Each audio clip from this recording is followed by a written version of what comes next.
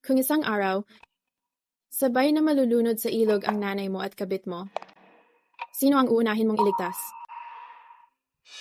Dati, iniisip ko lang, na isa lang itong kalokohang tanong, hanggang sa dumating ang panahon, na narealitse kong, meron talagang taong kayang walang pagdadalawang isip iwan ang sarili nilang nanay. Yung biyanan kong itinuring akong tunay na anak, patay na, at nung namatay siya, yung asawa ko, anak niya, yung pinakamahal niyang tao sa mundo, abala, sa pagpapasaya ng kabit niya.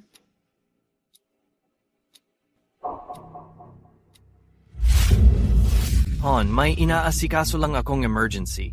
Ikaw na muna bahala diyan. Tulungan mo ako. Hanapin mo si Blake. Blake Sutton, ikaw lang ang makakaligtas kay Mom ngayon.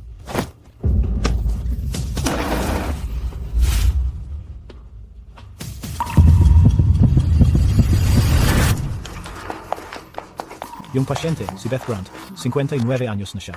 Inatake siya bigla sa puso. Kailangan niya ng agarang operasyon. Kontakin agad si Director Blake. Siya lang ang pwedeng magsagawa ng operasyon na to. Si Director Blake ang asawa ko. Magko-contact ko siya. Blake, sagutin mo naman ang tawag ko.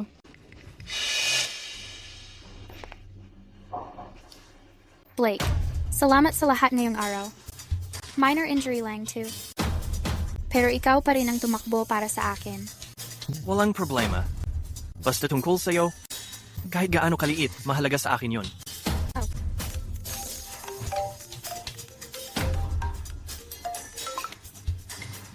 Hello, hon. Anong meron? Blake, si Mom. Hon, may biglaan lang akong inaasikaso. Yung mga bagay diyan, ikaw na bahala. Elena, iligtas mo ako. Hanapin mo. Hanapin mo si Blake. Mom, hawak na kita. Tatawag ulit ako kay Blake agad. Kapit ka lang. Blake, sagutin mo ang tawag. Ipunin agad lahat ng orthopedic specialists para sa meeting. Blake, Nurse, wheelchair! Blake, inatake sa puso si Mom bigla. Emergency 2. Ikaw lang ang kayang mag-opera. Blake, sobrang sakit ng paa ko. Hindi ko na maramdaman. Ang bilis ng tibok ng puso ko. Mamamatay na ba ako? Blake, pakiusap? Huwag mo akong iwan mag-isa. Blake, ang bigat ng pakiramdam ko. Bilisan mo, dalhin siya sa operating room 3. Maghanda para sa orthopedic na konsultasyon. Blake, ikaw lang ang makakatulong kay Mama ngayon. Blake. Blake. Nasaan ka? Elena, tungkol sa lagay ng mama mo, okay lang naman maghanap ng ibang doktor, di ba? Honey, tama si Gina. Ang operasyon ng mama mo, kayang gawin ni Dr. Stephen Corbett. Pero si Gina nasaktan dahil kasama ko siya. Hindi ko siya pwedeng pabayaan. Ipasok niyo na siya, ngayon. Si. Blake Sutton, ano ba ang sinasabi mo? Nanay mo siya, ang babaeng nagluwal at nagpalaki sa'yo. Mamamatay na siya, hindi mo ba naiintindihan? Align, pwede bang itigil mo ang pagdrama? Mama ko nasa ibang bansa ngayon. Paano siya magiging nandito? Huwag mong gamitin ang pangalan ng mama ko para lokohin ako. Okay? Blake Sutton, hindi ka pwedeng umalis. Ikaw lang ang makakatulong kay Mama ngayon.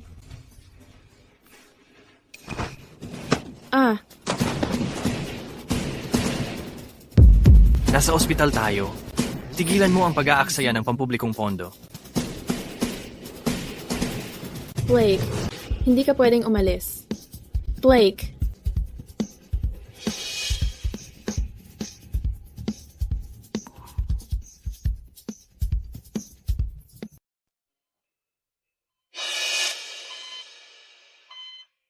Mama, pasensya na dahil wala akong silbi.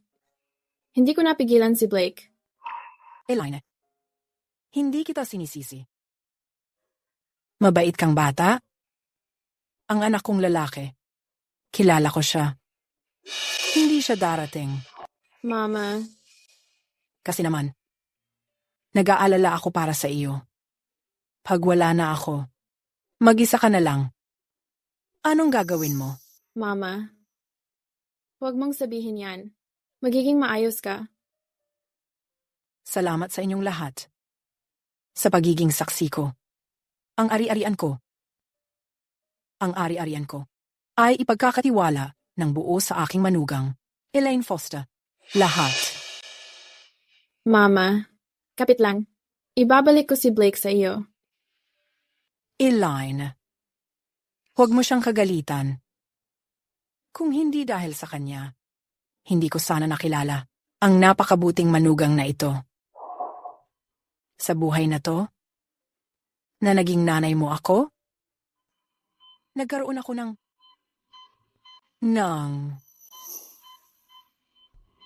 kaligaya.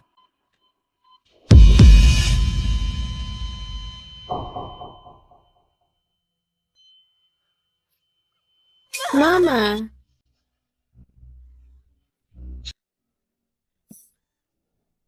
Mama!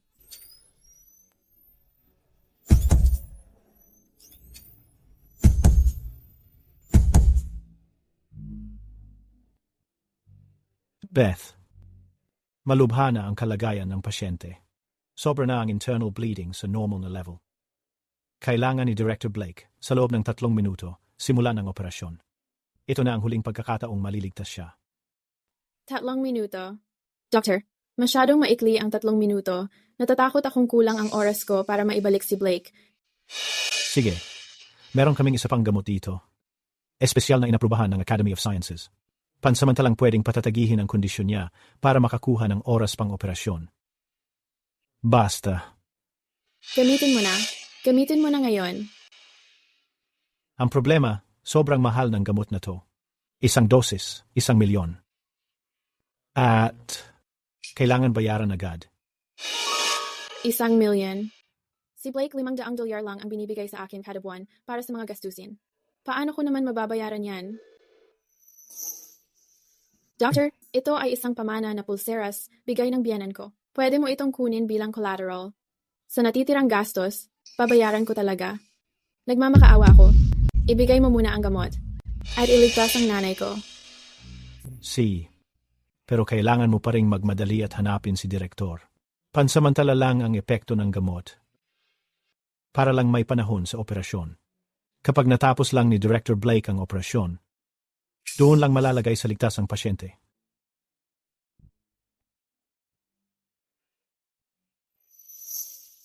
Ma, sibay lang. Babalik ko talaga si Blake. Blake. Si Mr. Sutton umalis na kasama yung babae. Yung babae ba asawa ni Director Blake? Gasgas lang sa binti ang meron, pero sobrang ingay niyang mag-eskandalo. Ilang oras? Lahat ng doktor sa departamento, nandun, hindi ko akalaing sobrang maalaga ni Director Blake. Kahit ang seryoso niya madalas. Uy, dahan-dahan lang. Asawa talaga ni Director Blake yung babae. Ha? Grabe, walang puso si Director Blake. Nanay niya nasa ER, asawa lang ang nag-aasikaso. Habang siya nakatutok sa iba, binubuhos ang atensyon sa kanya. Blake. Babalik ka na ngayon. Ano mang mangyari.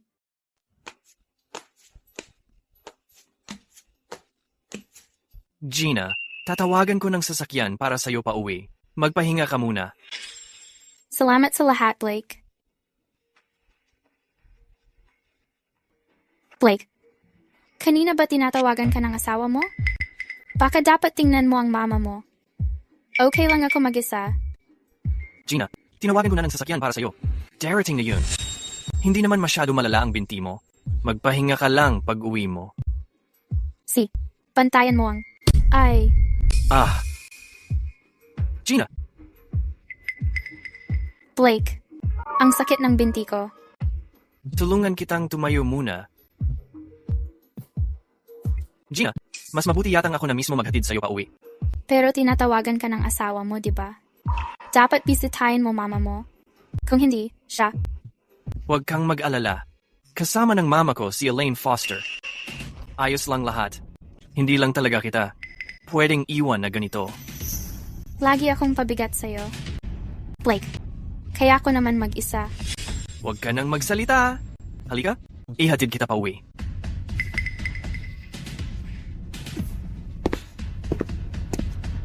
Blake.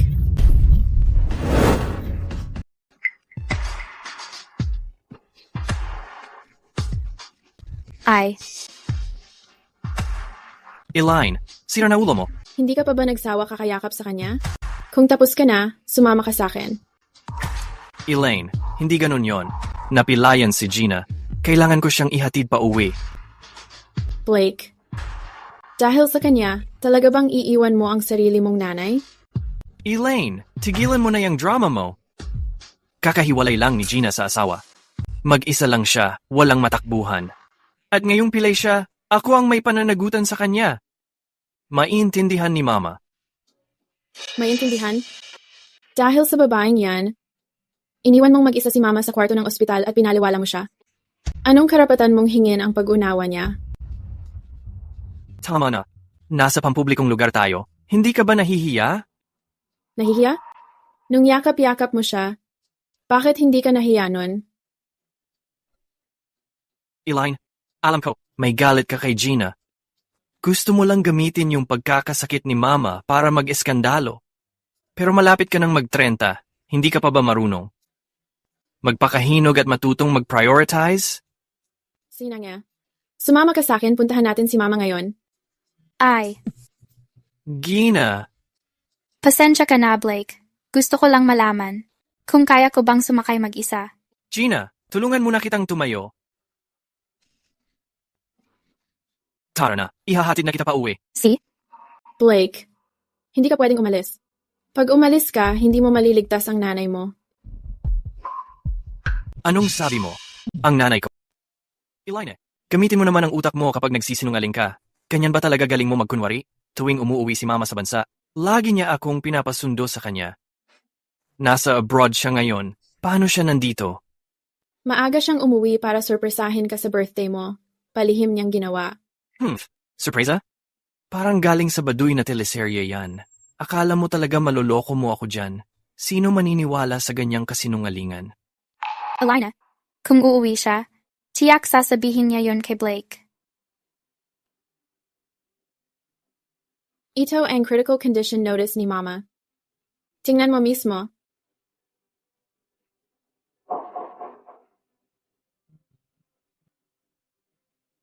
Elaine, kung magpapanggap ka, magpaka-pro ka naman. Nasaan ang galing mo magkunwari? Una sa lahat, malusog lagi si Mama. At ito pang isa, PR syndrome daw? Wala pa yatang 10 ang may ganyan sa buong mundo. Tapos biglang magkakaroon si Mama? Tama, Elaine. Kung kailangan ni Mama ng tulong ni Blake, pwede mo namang diretsuhin. Bakit mo pa kailangan gumawa ng ganito? Para lang sumpain siya? Ano? Tama. Tama si Gina. Kung kailangan ni Mama ng tulong, sabihin mo na lang ng diretso. Bakit kailangan mong gumawa ng ganitong kasinungalingan? Parang sinumpa mo pa si Mama. Sobra ka naman.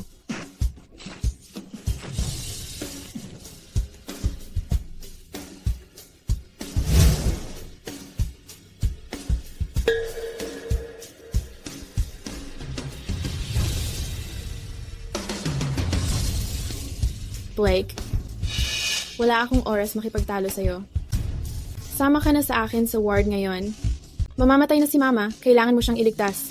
Alam mong hindi mo ako maloloko, kaya ngayon nagpapakita ka na lang ng eksena. Sumama ka na lang, malalaman mo naman kung nagsisinungaling ako. Eh paano kung hindi ako sumama? Siya ang sarili mong ina. Patawag mo siya mismo sa akin.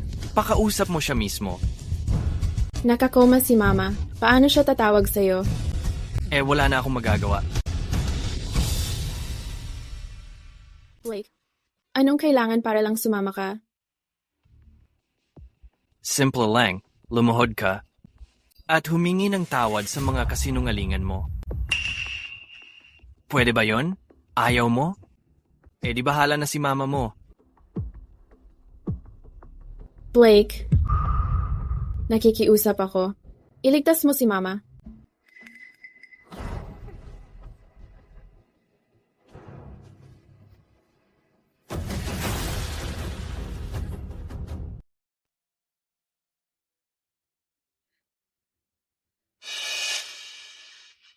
Blake, pumasok ka na bilis. Naghihintay sa'yo si Mama. Ikaw lang ang makakatulong sa kanya.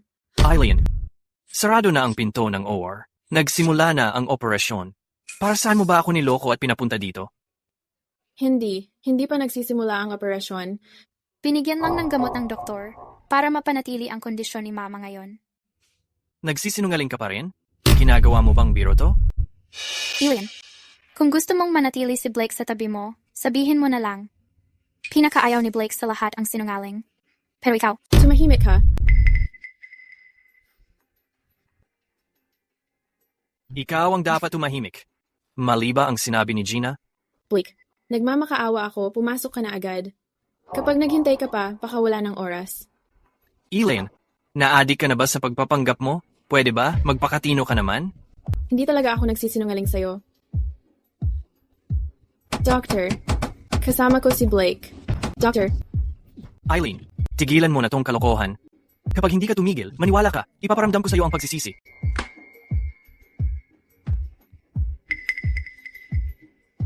Beth, pasensya na. Huli na ang dating mo. Ang nanay mo ay, Dr. Miles, hindi na kailangan magpaliwanag. Opo, Director.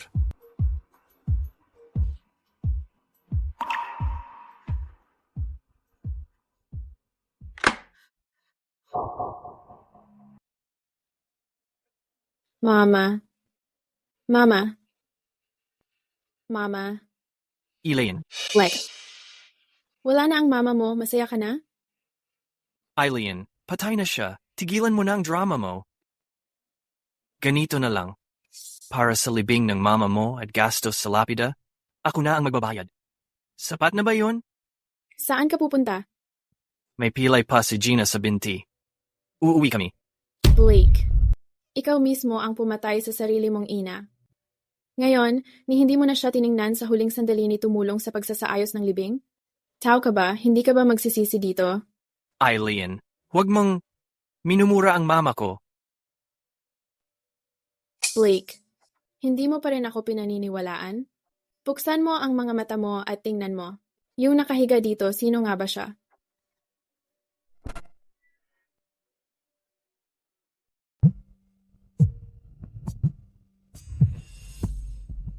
Uy! Sasakay ka ba? Kanina pa akong naghihintay. Oo, kuya. Andyan na kami saglit lang. Blake. Ay cremate na si Mama bukas. Talaga bang hindi mo siya gustong makita bago siya ilibing? Blake, sobrang sakit ng legs ko. Siguro kailangan mo muna akong ihatid pa uwi. Pwede ka namang bumalik para makita siya mamaya. Eileen, nasaktan ang binti ni Gina. Uuwi ko muna siya. Ikaw muna bahala sa mga ayos sa burol ng nanay mo ngayon. Blake, kung aalis ka ngayon, huwag kang babalik dito sa bahay. Ikaw, Blake, dahil sinabi na yan ni Eileen, siguro mas okay na dito ka muna magbantay sa kanya. Kayang-kaya ko na ito mag-isa. huwag mo siyang pansinin. Eileen, wala kang karapatan na pagbantaan ako. Kasalanan mo lang din ito. Ako nang bahala sa ilang gastusin sa libing ng nanay mo. Magbibigay rin ako ng malaking donasyon. Iwasang magsalita ulit ng ganyan. Blake. Beth, kailangan mong pumirma para sa katawan.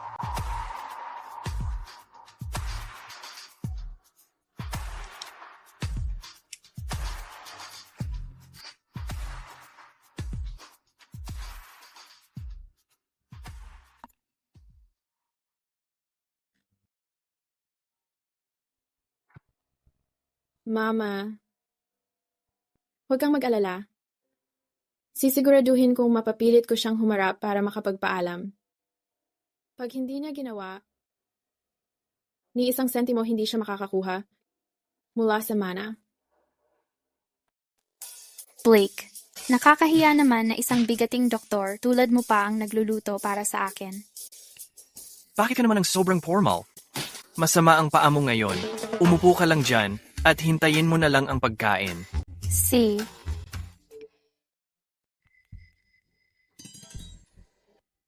Blake, nag-message na naman ang asawa mo.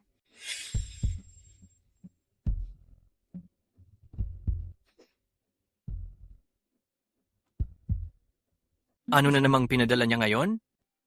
3 p.m. ngayon, 76 Dongshan Road. Magsisisi ka habang buhay kung di ka pupunta. Anong problema kay Elaine? Magsisisi ako habang buhay? Sa ngayon, kung hindi ako nandito kay Gina, doon ako magsisisi habang buhay. Baka kasi, nalulungkot siya kasi palagi kang nag-aalaga sa akin nitong mga araw. Baka mas mabuti pang puntahan mo na lang, kung hindi magtatampo na naman yon. Tingnan mo siya. Isa lang naman siyang plain housewife. Akala niya matatakot niya ako sa ganyan? Para sa tao na mas mahalaga dapat ang oras ko. Pero paano kung magsumbong siya sa nanay mo kung hindi ka pumunta? Tama ka. Kapag siya ang unang magdrama kay mama, siguradong kakampihan siya nun. Hindi pwede. Kailangan kong tawagan si mama. Para abisuhan siya. Huwag hayaang budol-budolin siya ni Elaine. Pasensya na. Ang tinatawagan ninyong numero ay nakapatay. Patay ang phone. Ang weird. Hindi naman pinapatay ni mama ang cellphone niya. Baka naman. May nangyaring masama sa kanya. Blake, sobra mo lang iniisip kasi nag-aalala ka. Nasa abroad ang nanay mo. Normal lang ang mahina ang signal. Huwag mo masyadong palakihin sa isip. Pero hindi naman talaga ako binabaliwala ng nanay ko sa tawag ko. Baka naunahan siya ni Elaine at nagreklamo na. Baka sobrang galit siya, kaya sinasadya niyang hindi ka sagutin. Tama, siya nga siguro. Hindi na nga marunong si Elaine sa iba. Pero pagdating sa pagiging pa-victim, number 1 talaga siya. Blake, baka dapat kausapin mo na lang si Elaine at ikaw na ang magpakumbaba. Ayusin mo muna yung gusot sa kanya. Ako? Ako pa ang magpakumbaba sa kanya? Literal na trinidor niya ako. Pag umatras pa ako ngayon, nasaan na ang pride ko? Blake, ano plano mo ngayon? Sandali, tatawag ako direkta kay Tito. Lagi naman niya akong tinutulungan. Tsaka, kahit hindi sagutin ng nanay ko ang tawag ko, tiyak sasagutin niya si Tito. Tatawagan ko na siya.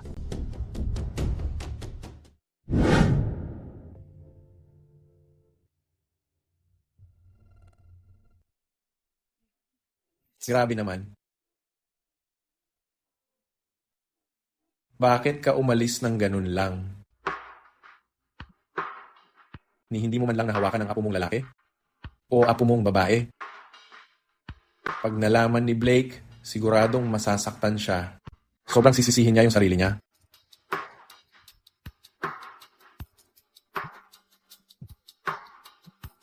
Mr. Grant, tumutawag po ang pamangkin ninyo. Si Blake po. Siguradong tumatawag siya para apuruhin ako. Hindi ko siya sasagutin. Pupuntahan ko na lang siya mismo.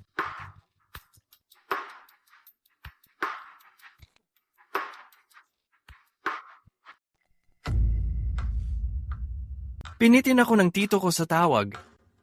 Blake, baka busy lang talaga ngayon ang tito mo. Baka nasa isang importanteng meeting siya. Kaya hindi niya masagot ang tawag. Oo nga, pwede naman talaga. May narinig akong balita. Yung tito ko, nakikipagnegosasyon daw sa isang malakihang international acquisition. Sobrang busy talaga siya. Baka wala talaga siyang oras ngayon.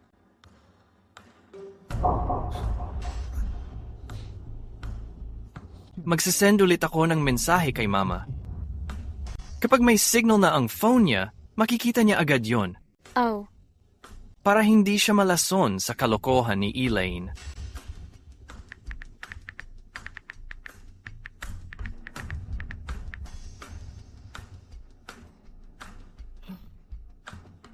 Sige na, ayos lang. Magti-3 na. Bakit hindi pa dumarating si Blake? Hindi ito pwede. Tama, bilang anak niya mismo, para sa nanay niyang mag-isang nagpalaki sa kanya, ni hindi man lang makadalo para magbigay galang. Nakakahiya iyon.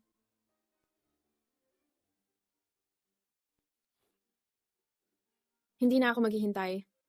Huwag ninyo nang hintayin pa ang taktang oras. Simulan na ang cremation. Elaine, wala pa si Blake. Talaga bang sisimulan mo na ang pagsusunog? Tito, nandito ka na pala. Di ba si George Grant yon? Nagpakita talaga siya. Di ba busy siya doon sa multi-bilyong pisong acquisition? Sino si George? Siya ang chairman ng Fairway Corporation. Kapatid siya ni Beth, mas bata. Madalang siyang magpakita. Hindi ako makapaniwala na nandito siya ngayon. Narinig ko mataas daw ang tingin niya kay Blake. Ano naman ang silbi ng pabor-pabor sa walang utang na loob na batang yon? Parang hayop siya na hindi man lang ililigtas ang sariling nanay. Anong sinasabi mo? Pinag-uusapan namin ang mahal mo raw na pamangkin, si Blake. Nakatayo lang siya roon habang namamatay ang nanay niya. Oo nga, pwede naman niyang iligtas si Beth, pero hindi siya gumalaw, nanood lang siya. Si Beth, mag-isa lang talaga dun sa ospital nakahiga ng matagal. Isipin mo yung sakit, tsaka yung lungkot na naramdaman niya. Elaine, totoo ba lahat ng sinasabi nila? Toto,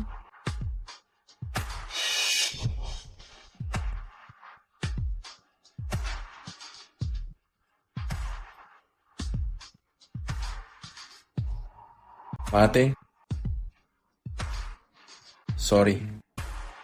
Huli na ako.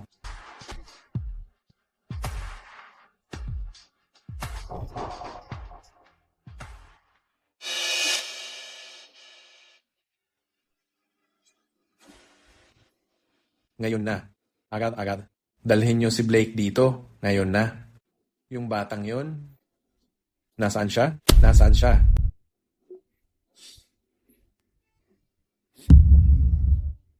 Tingnan mo yung pinos niya. Hindi pa malamig ang katawan ng nanay niya. May gana pa rin siyang makipaglandian sa iba, tapos mag-post pa sa social media. Kahiya-hiya siya sa pamilya. Lecheng walang hiya na yon? Elaine, sabihin mo sa akin. Nasaan siya talaga? sinubukan kong tawagan siya kanina.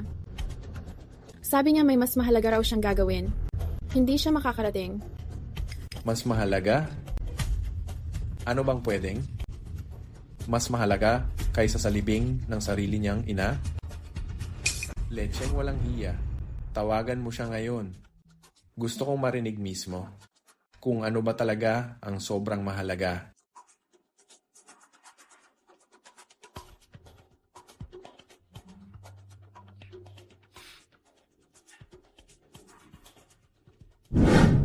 Hintayin mo lang dito. Ihahain ko na ang pagkain para sa iyo. Blake. Baka dapat ako na lang ang maghain. Ayoko namang makaabala sa iyo. Ingat.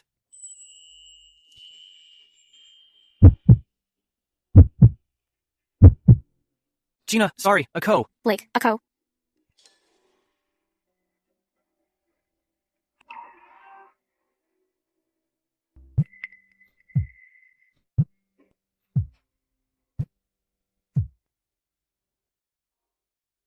Hello? Blake, nasaan ka ngayon? Malapit nang i-cremate ang nanay mo. Tio, naloko ka rin ni Elaine. Siya, umiyak ba siya sa'yo? Anong ibig mong sabihin? Tio, hindi mo pa ba naiintindihan? Nagsinungaling si Elaine para lang makarating ka dito at magamit ang pangalan mo.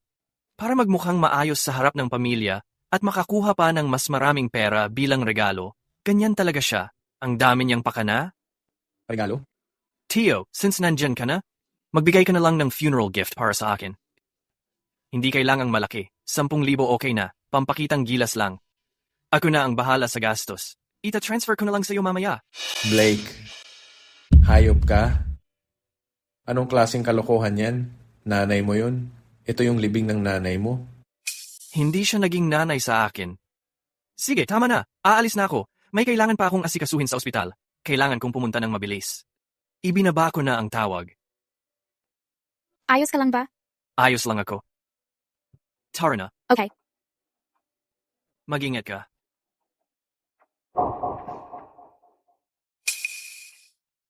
Hayop talaga yun. Ibinaba niya talaga ang tawag sa akin. Gusto ba niyang mamatay ako? Ngayon, tawagan mo si Dean agad. Sabihin mong tanggalin na si Blake. Tsaka, ipaalam mo sa buong industriya. Ang batang gaya niya, na walang pakialam sa sarili niyang nanay, hindi karapat-dapat magsuot ng puting coat. Narinig ko na halos mamatay na ang nanay niya pero hindi niya niligtas. Buong oras niya, abala siya doon sa kabit. Talagang hindi mo masusukat ang tao sa itsura lang. Mukha naman siyang matinong tao palagi, pero hindi ko akalain na kaya niyang gawin ang ganito. Grabe, totoo.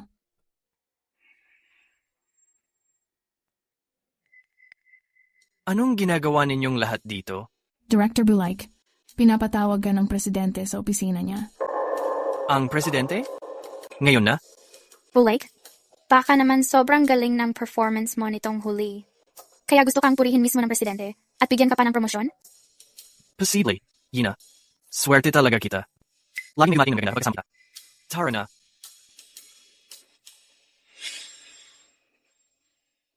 Nakita mo yon? Kadiri.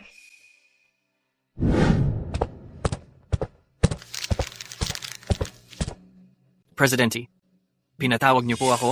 Tungkol po ba ito sa metrics ng cardiology department?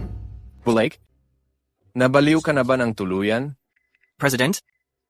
Ano pong ibig niyong sabihin diyan? Ano ang ibig kong sabihin? Kakatapos lang, tumawag mismo ang tito mo sa board of directors. Bilang pinakamalaking shareholder, hiniling niya na agad-agad.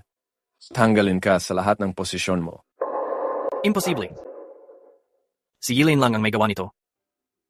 Sinisiraan niya ako sa tito ko at pinuputakte ng chismis.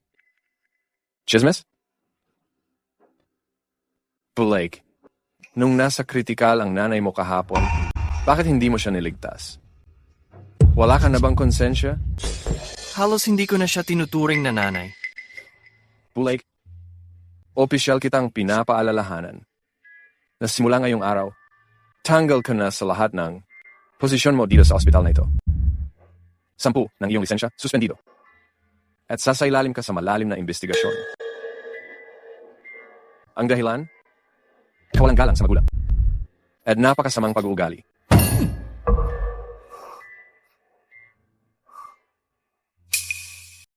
Ang weird nito. Bakit kaya ginawa ito ng tito ko? Blake, sa tingin mo ba may sinabi si Elaine na masama sa tito mo kaya siya nagalit sa'yo? Oh, sigurado, siya talaga. Hindi lang pinalabas ni Elaine na nagpakitang gilas ang tito ko. Nagpasimula pa siya ng gulo at sinadya niya akong siraan. Tama. Sobrang lumampas na si Elaine. Kahit gaano pa ka-dramatic yung ginagawa niya, hindi niya dapat idamay ang tito mo o sirain ang career mo, Blake. Hindi. Kailangan kong tawagan ang tito ko at ipaliwanag ang lahat.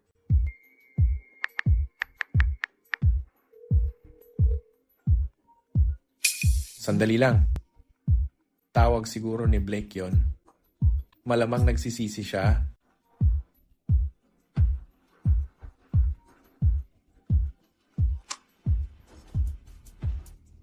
Blake. Hello, Tito. Bakit ako tinanggal ng ospital? May sinabi ba si Elaine sa'yo? Please, wag mo siyang paniwalaan. Blake Sutton. Ang mama mo ay ikakremate na sa ilang sandali. Ngayon mo lang ako tinawagan para lang sabihin tong mga bagay na to?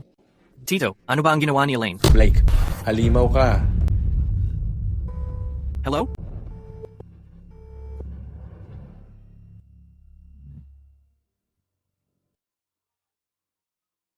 Ate, ano bang ginawa mo sa nakaraang buhay? At nagkaanak ka ng halimaw? Simulan na ang cremation.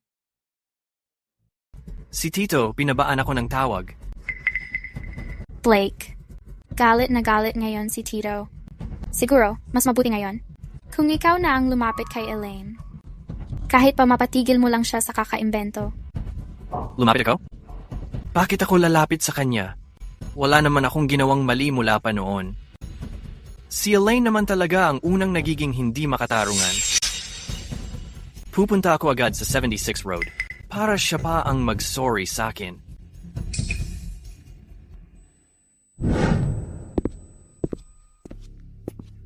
Blake? Bakit ang tagal mo? Tito, huwag kang magpaloko sa kanya. Itong babaeng to, panay kasinungalingan tsaka super sama ng ugali. Ano bang pinagsasabi mo? Blake, ano ba talaga pinagpuputok ng butchi mo? Elaine Foster? Sinasabihan na kita. Mas mabuti pa, bilisan mo at itama mo ang mga sinungaling mong sinabi tungkol sa akin. Tapos, lumuhod ka at humingi ng tawad.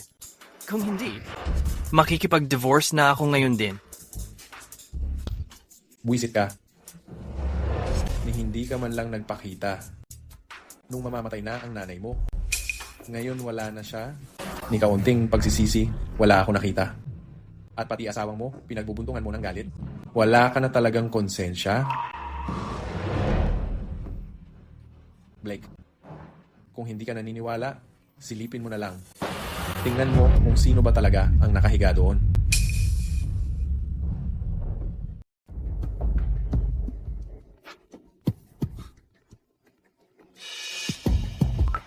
Hello. Blake, ang sakit ng dibdib ko. Hindi ako makahinga. Hindi sinasagot ni Gina ang tawag niya. Pwede ka bang pumunta sa ospital at iligtas ako? Blake. Ano? Sinisumpong ang puso ng nanay mo. Nasa ospital siya ngayon. Mukhang masama ang lagay. Blake, please. Kailangan mong iligtas ang nanay ko. Siyempre. Blake, anong ginagawa mo? Ganito na ang nangyari. Hindi ka ba papasok para makita ang nanay mo sa huling pagkakataon? Tito, ang nanay ni Gina ay nasa delikadong kalagayan. Kailangan ko nang pumunta. Para sa nanay ng iba, hindi mo man lang bibisitahin yung sarili mong nanay. Sa huling pagkakataon?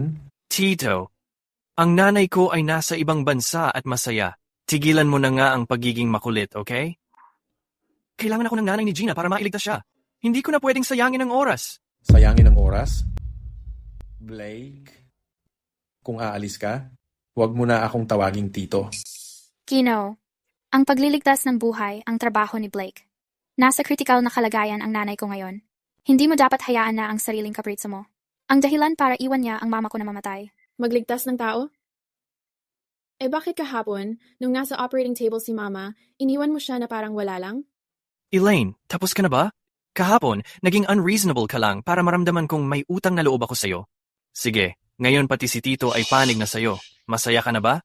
Blake, ayokong makipag-away sa'yo. Pumasok ka lang at tingnan kung sino talaga ang nakahiga dyan sa loob. Sobra na, Elaine. Hindi kailangan ng kapatid ko ng anak na walang utang na loob para magluksa para sa kanya. Sabihin mo na lang na umalis siya. Tito, mukhang ulyanin ka na. Huwag mong hayaan si Elaine na gamitin ka nang hindi mo namamalayan. Ikaw.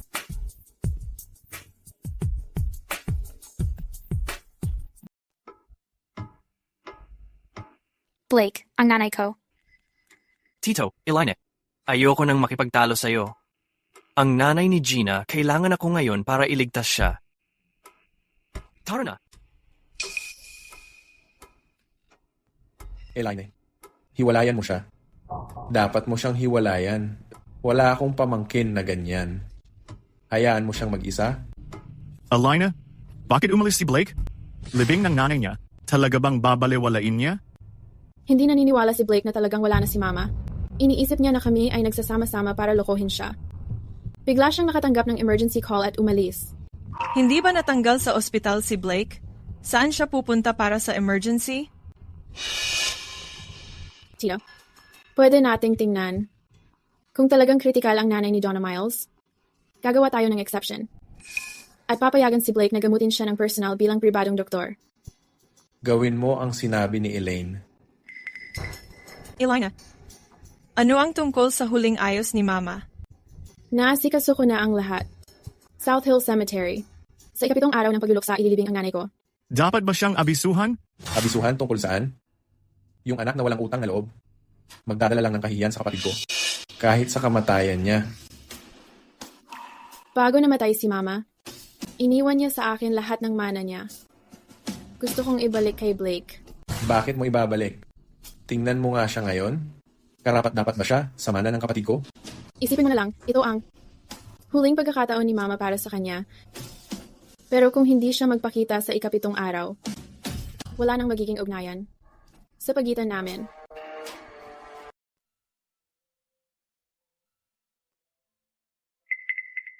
Paano mo nagawang harangin ako? Ang tito ko ang pinakamalaking shareholder ng ospital na to. Maniwala ka man o hindi, mapapaalis kita bukas. Ginoong Sutton, pasensya na po. Ito po ang patakaran. Natanggal ka na sa trabaho. Wala ka na sa posisyon o autoridad. Ikaw! Blake, tulungan mo naman ako. Ang bilis ng tibok ng puso ko, ewan ko kung bakit. Ma'am, hindi po sa ayaw ko.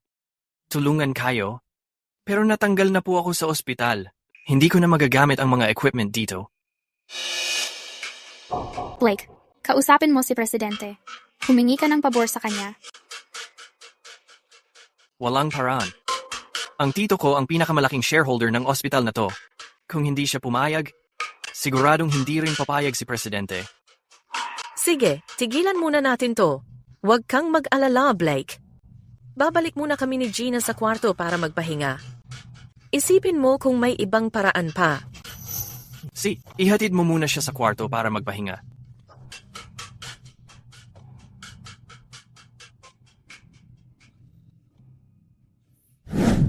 Gina, bakit mo ako pinapagawa? Nang kunwaring sakit? Parang may napansin ang tito ni Blake at ang asawa niya. Gusto nilang gamitin ang pagkamatay ng nanay niya para mapapayag siya. Ano? Tumakas na lang tayo dito. Tigilan mo na, huwag ka nang makialam. Paano kung mas lumala pa ang problema? Ma, alam mo ba, kung magkano na ang kinita ko kay Blake sa mga nakaraang taon? Sa alahas at regalo, halos $5 milyong na. Bukod pa roon, ang dami kong oras. Ang ginugol. Hindi ko basta-basta pwedeng iwanan to. Pero mapapansin din ni Blake Sutton na may kakaiba. Anong gagawin natin pag ganun? May kaibigan akong hacker na magaling sa AI. Pwede ko siyang papag-generate ng mga photo at video. Gagawin natin na hindi muna gumalaw si Blake. Tapos, magpapasiklab tayo ng malaki.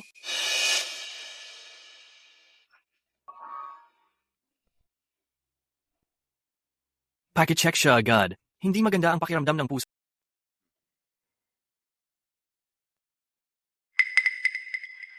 Kumusta siya?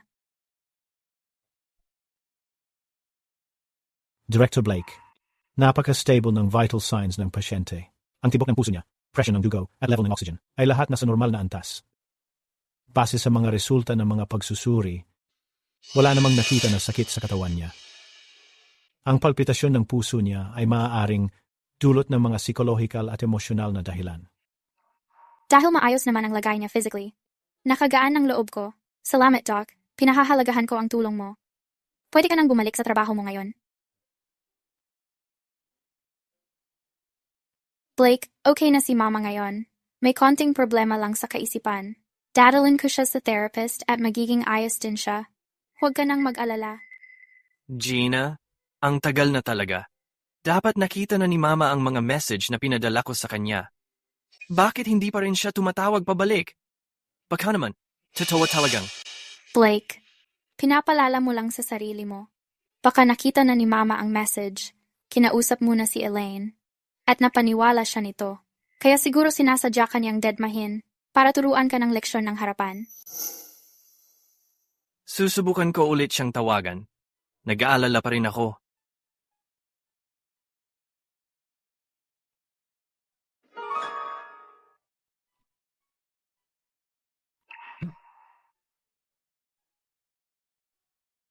Alam ko na eh.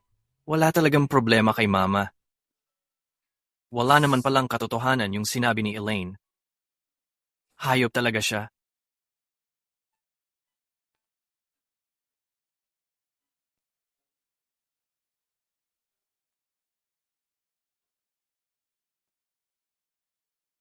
Elaine, tumayo ka na. Palagi kang abala nitong mga nakaraang araw. Lahat ng ginagawa mo, mag-isa ka lang. Kahit bakal ka pa, mapapagod ka pa rin. Ayos lang ako, Tito. Wala na si Mama. Kailangan ko siyang bigyan ng matinong paglisan. Walang pakialam kung gaano kahirap. Bukas ang ika-7 araw. Ililibing na siya. Bakit si Blake ni hindi nagpakita? Ano bang problema niya? Bakit mo pa siya binabanggit? Walang puso, walang utang na loob na bata. Kung nandito man siya, mas lalo lang hindi mapapahinga si Beth ng payapa.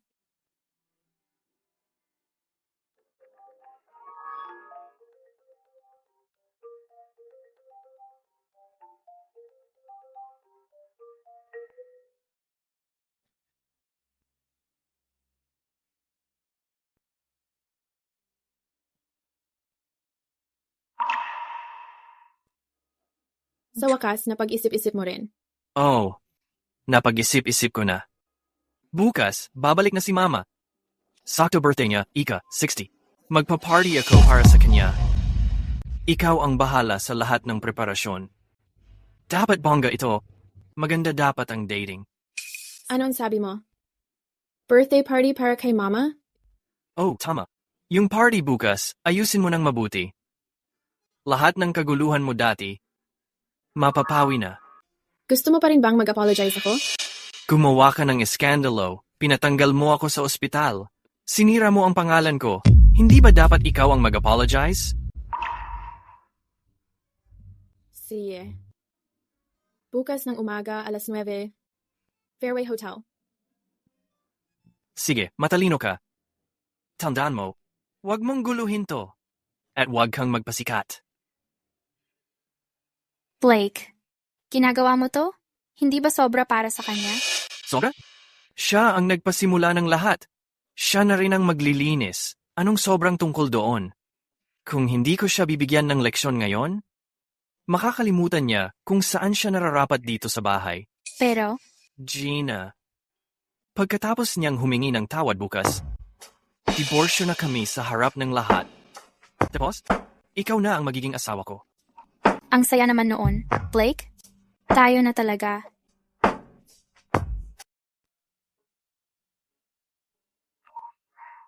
Blake, sabihin mo nga, paano pinlano ng asawa mo lahat ng to? Angket hole lang ang nire-reserve niya. Yung ibang bagay? Kayo na ni Gina ang bahala. Oy, wag mo akong painitin ng ulo. Bahala ka na nga. Sa totoo lang, nag-message lang nanay ko sa akin. Sabi niya, aayusin na raw niya yung trip niya pa uwi. Darating siya ngayon. Gagamitin ko na rin tong pagkakataon para ipakita sa lahat kung sino ba talaga si Elaine. Di ba ngayong araw ang ika-7 araw mula nang namatay siya? Bakit parang piyesta ang dating nito? Anong meron dito? Bakit nandito siya? Kung alam ko lang na nandito siya, kahit anong pagmamakaawa ni Elaine, hindi ako pupunta. Kung ayaw mo dito, pwede ka namang umalis ngayon din. Sa susunod, huwag kang hihingi ng tulong kay nanay.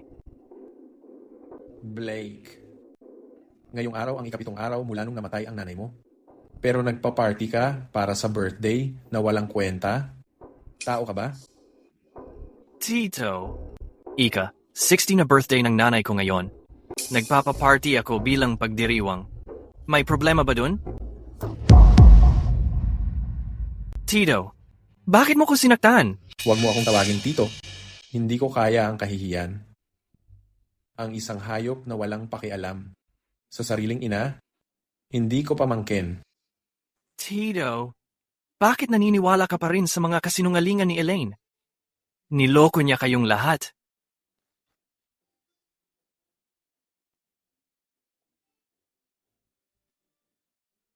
Dahil nandito na rin kayong lahat, ako, si Blake Sutton, may sasabihin ako. Si Elena? Pinapeke lang niya ang balita tungkol sa pagkamatay ng nanay ko. Ang habol lang niya ay makuha ang mana ng nanay ko. Tingnan niyo.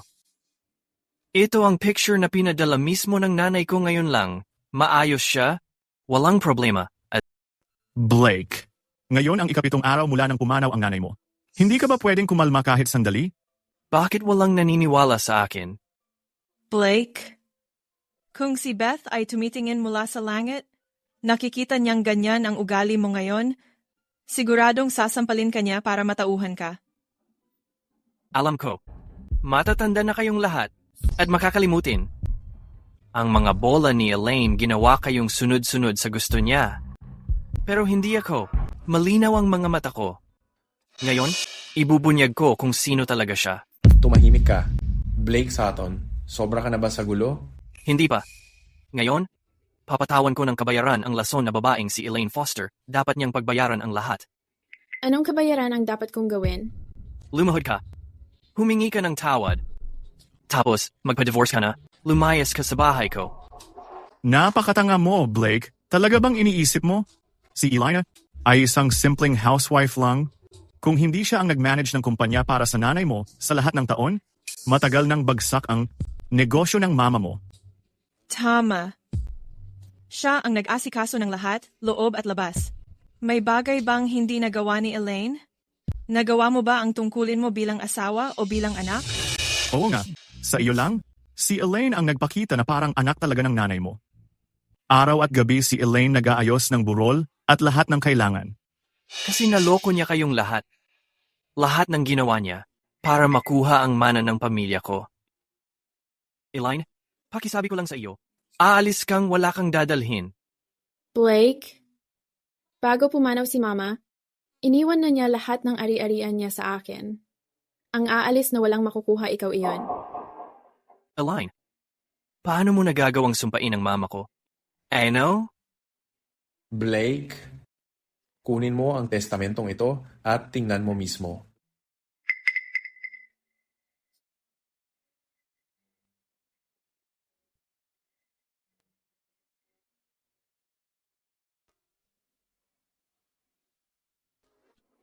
Imposible. Peke, Dodd. Paano nangyaring walang iniwang kahit isang sentimo sa akin ng nanay ko?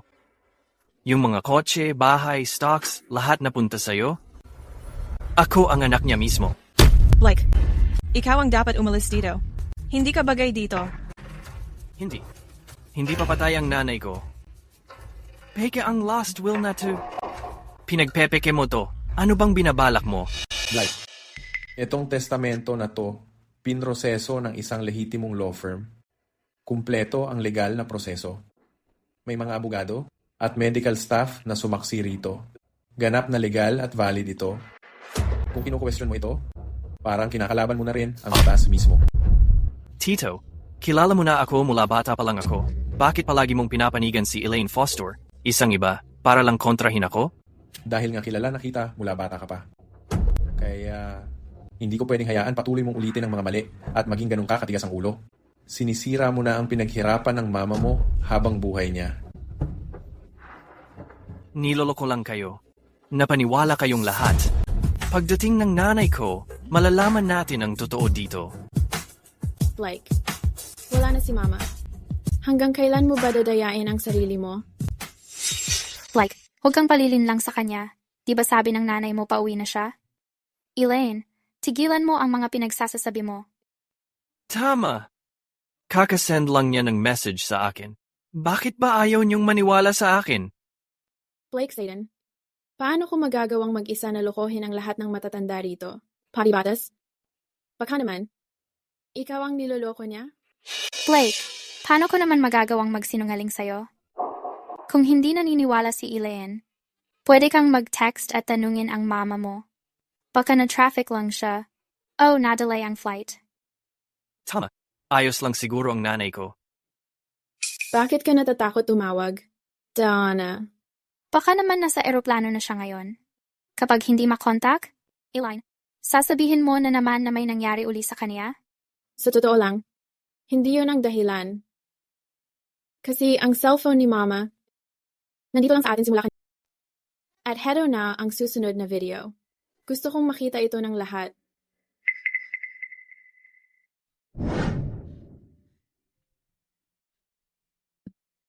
Tinatawagan si Blake. Tulungan mo ako. Ito, hindi ito posible. Kailan nangyari to? Kailan? Habang nilalambing mo ang kabit mo dahil lang sa maliit na galos sa paa niya, pinubuhat mo siya sa orthopedic ward at binabaha mo siya ng pag-aalala. Nasa hospital bed si Mom. Hinihintay na iligtas siya ng nag-iisa niyang anak. Ang dami mong pagkakataon para magbago, pero pinili mong baliwalain yon. Blake, ikaw ang pumatay kay Mom. Mom, nagkamali ako. Isa akong gago.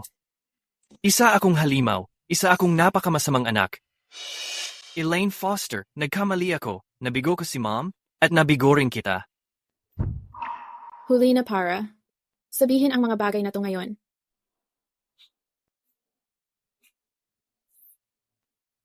Donna, puda ka. Kasalanan mo lahat to. Kasalanan mo na wala ako para iligtas si Mom. Blake, niloloko ka niya gamit tong video na to. Peke to. Peke? Naglalakas loob ka pang magsinungaling sa akin? Simula ngayon, bawat salitang sasabihin mo, hindi ko na paniniwalaan kahit isa. Blake, hindi ko sana sasabihin sa'yo kung saan ilalibing si Mom. Pero dahil ikaw lang ang anak niya, bibigyan kita ng huling pagkakataon. Bukas ng hapon, sa Southside Cemetery, magpaalam ka na kay Mom. Pupunta ako. Nandoon ako. Sisiguraduhin kong nandoon ako. Mga guard, palabasin tong putang to at yung matandang unggoy. Blake, huwag mong hayaang lokohin ka niya. Tingnan mo, telepono ni Mom too. Tumatawag siya. Hello, Blake? Mom? Blake, anong balita? Bakit ka umiiyak pa rin? Matanda ka na. Para ka pa ring bata kung umasta. Na-delay lang naman yung flight ko. Bukas na ako makakarating. Maaga pa. Sige na, bababa na ako. Nandito na mga kaibigan ko. Ibababa ko na tong tawag. Kita tayo bukas. Si Ma. Kita tayo bukas, ha? Buti na lang, nakakolekta ako ng sapat na sample ng boses. Kung hindi, tongue AI voice changer. Hindi magiging totoong-totoo pakinggan. Blake, ayos ka lang ba? Kita mo? Ayos na ayos si mama mo. Tama, Blake. Kung di tumawag si mama mo, napaniwala ka na siguro niyan. Elena, ang kapal din ng mukha mo. Pauwi na si mama ko, tapos niloloko mo pa ko? Blake, hindi mo ba naririnig? Yung nasa telepono, iba naman yung tono pati pananalita kesa kay mama. Gumagamit siya ng voice changer. Elaine, akala mo tanga ako? Si mama yon. Paano ko naman mapagkakamalan boses niya? Oh, paano mo ngayon ipapaliwanag tong telepono? Elaine, nagmadali si mama lumabas ng bansa. Nakalimutan niya phone niya. Normal lang naman na bumili ng bago. Tsaka, yung tawag kanina, galing din naman sa unknown number. Tigilan mo na nga palusot mo, Elaine. Kita-kita na ang ebidensya. Kung may konti ka pang konsensya, magsabi ka na ng totoo ngayon.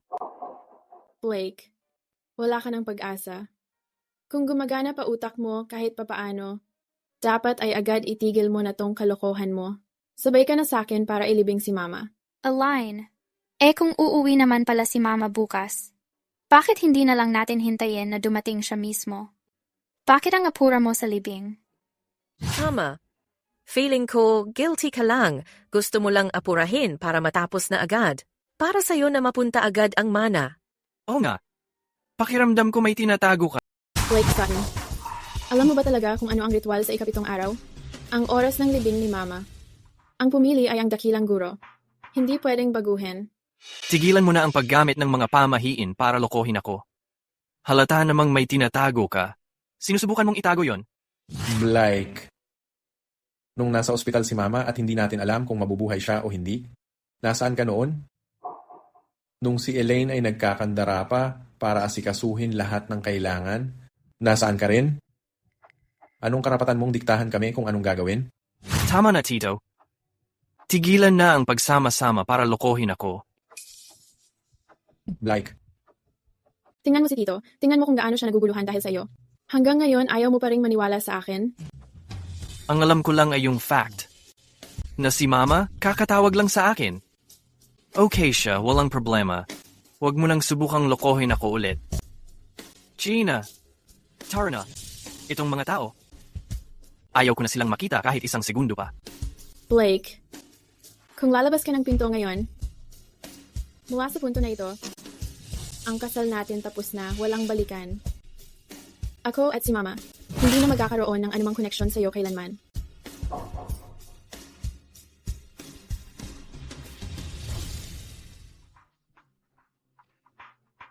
Mga kamag-anak, mga nakakatanda at mga kaibigan. Pasensya na sa nangyaring eksena. Ngayon, Elaine, ang libing ni Beth. Tuloy pa rin ayon sa plano. Gina, Mrs. Grant, pupunta na ako sa airport para sunduin ang nanay ko. Blake, mag-ingat ka sa daan. Magmaneho ka ng maayos. Ingat ka sa biyahe. Balik ka agad, ha? Oh, alam ko na.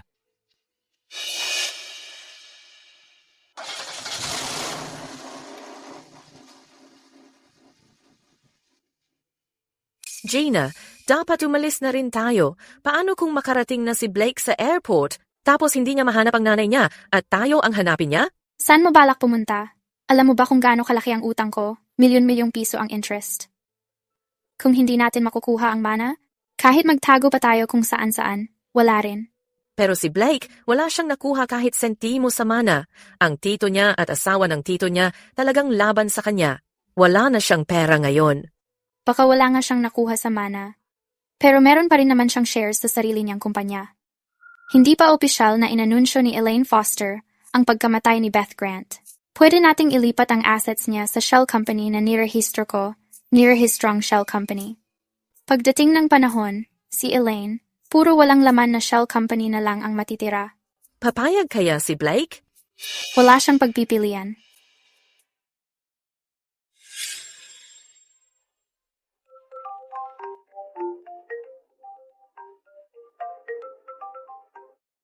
Hello? Sino to? Blake. Mama? Malapit na ako sa airport. Hintayin mo ako. Nasa amin ang nanay mo. Maghanda ka ng 300 milyon? Kung hindi, hindi mo na makikita ang nanay mo.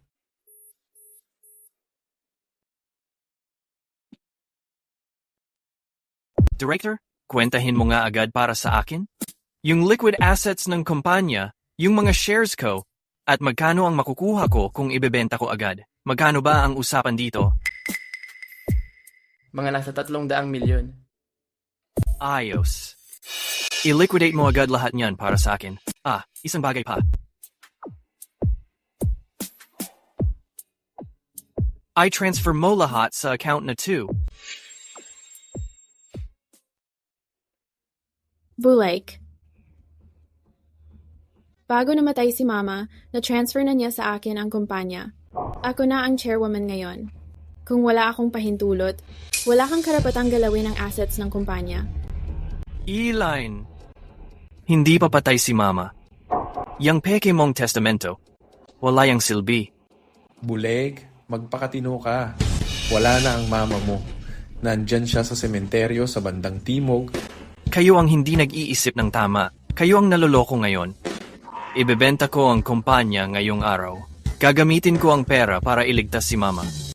Blake Sutton, simula pa lang, lokohan na to.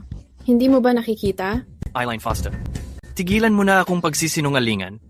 Director Zhang, gawin mo lang eksakto ang sinabi ko. Sige, bilisan mo. Director Zhang, balik ka na muna sa trabaho. Tatawagin kita mamaya para sa meeting ng board para ayusin to. Opo, ma'am. Elaine, sinasaktan mo ang mama ko. Alam mo ba yon? Blake, di ba may mga liquid assets ka pa? Isama mo na rin yung mga shares mo. Pwede natin unahin bayaran yung mga nag-kidnap. Kalmado lang. Kailangan natin makadiskarte pa para maba oras. Tama. Kaya natin to. Kaya natin to. Ito yung kasunduan sa paglipat ng assets. Pag pinirmahan mo, pagsasamahin ko agad lahat ng assets mo para maiproseso ko agad. Blake, hindi mo pa ba nakikita ang motibo ni Donna? Anong motibo meron ako? Elaine, lagi akong nasa tabi ni Blake. Ang gusto ko lang, mailigtas ang mama mo. Tama yan. Hindi kailanman magsisinungaling sa akin si Gina. Lahat ng ginagawa niya para sa akin at kay mama ko. Blake, pagsisihan mo sa pagpinirmahan mo. Blake Sutton, grabe ang tanga mo. Handa na ang kontratang pang-emergency. Nakalculate na nila lahat. Hindi mo ba nakikita yon? Nilason ka ba? O na-brainwash? Ginawa ko to para sa nanay ko. Ano bang mali ko? Hindi ka lang tumutulong. Lagi mo pa akong pinipigilan. Paano ka naging ganito kawalang puso? Blake, bilisan mo at pirmahan mo na. Pag napirmahan mo to, maliligtas natin siya.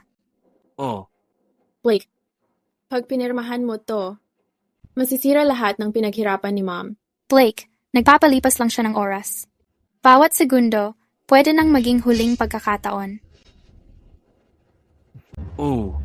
Para sa nanay ko, gagawin ko lahat.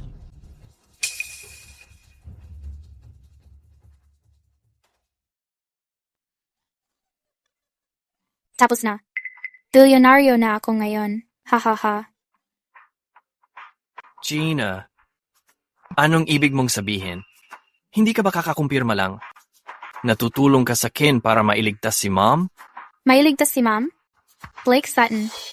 Sobrang tanga mo talaga. Lahat ng sinabi ni Elaine, totoo mula pa noon. Matagal nang patay ang nanay mo. Mahigit 1 linggo na.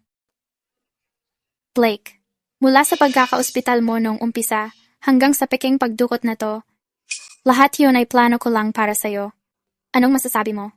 Magaling akong umarte, di ba? Ha ha ha. Imposible yan. Yung mga text galing kay Mama, pati phone calls?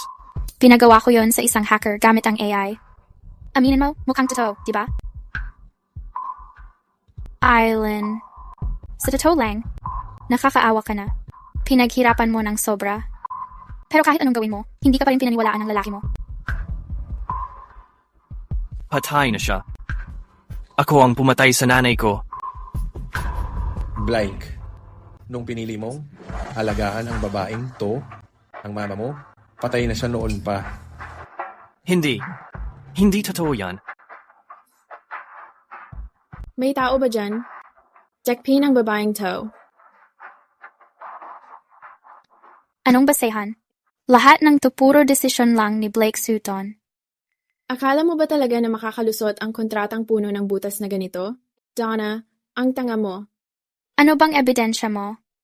Yung CCTV sa opisina at ang salaysay ng nanay mo. Sapat na yon para sa akin. Ang mama ko? Dalhin sila palayo. Kasama ang mga ebidensya ng krimen nila, isurrender sila sa pulis.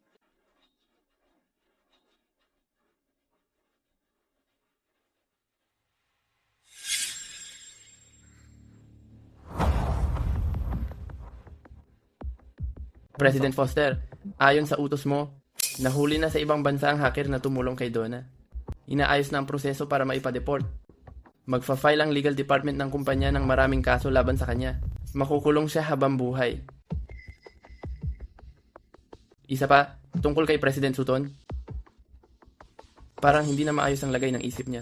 Nakikita raw siyang palakad-lakad sa kalsada. Kapag may madaanan siyang babaeng medyo may edad na kamukha ng dating chairwoman, bigla siyang lalapit, lulumuhod umiiyak, at paulit-ulit na humihingi ng tawad. Wala nang makapigil sa kanya. Dalhin siya sa pinakamagandang mental facility. Opo, Chairman.